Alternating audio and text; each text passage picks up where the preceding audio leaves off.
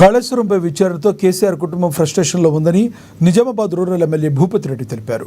దాంతోనే సీఎం రేవంత్ రెడ్డిపై కేటీఆర్ చిల్లర పిచ్చికూతలు కూస్తున్నారని మండిపడ్డారు. కమిషన్ విచారణకు పిలవడంతో బండారం బయటపడుతుందని పిచ్చిగా మాట్లాడుతున్నారని విమర్శించారు. పెండింగ్ ప్రాజెక్టుల విషయంపై కాంగ్రెస్ సర్కార్ సబ్ కమిటీ వేసిందని భూపతి రెడ్డి తెలిపారు. గత 2-3 నెలల నుండి ఎప్పుడైతే కేసీఆర్ ఈ కాళేశ్వరం ప్రాజెక్టులో దోషిగా నిలబడ్డారో అప్పటి నుండి మొత్తం వాళ్ళంతా ఫ్రస్ట్రేషన్ వెళ్ళిపోయినారు. కేసీఆర్ కుటుంబం అంతా ఒకవైపు కవిత జైలుకు పోవడము, మరి అధికారం కోల్పోయి ఉన్న పదవులని పోయి, కేసీఆర్దేమో ముఖ్యమంత్రి పదవి పోయింది, కేటీఆర్దేమో మంత్రి పదవి పోయింది, మరి హరీష్ రావుది మంత్రి పదవి పోయింది, కవితనేమో జైలుకు పోయి. ఇప్పుడు ఏమైందంటే మొత్తం కేటీఆర్ ఏ విధంగా మాట్లాడుతున్నాడంటే ప్రజల చేత ఎన్నుకోబడినటువంటి రాష్ట్ర ముఖ్యమంత్రి గారు రేవంత్ రెడ్డి గారి మీద ఇష్టం ఉన్నట్టు మాట్లాడుతున్నాడు.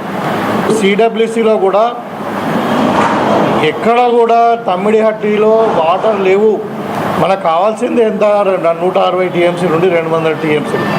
ఒరిజినల్ డిజైన్ కూడా రాజశేఖర రెడ్డి గారి టైంలో కూడా మరి ప్రాణిదాచే వెళ్ళే ప్రాజెక్టు కూడా తమ్మిడిహట్టి దగ్గర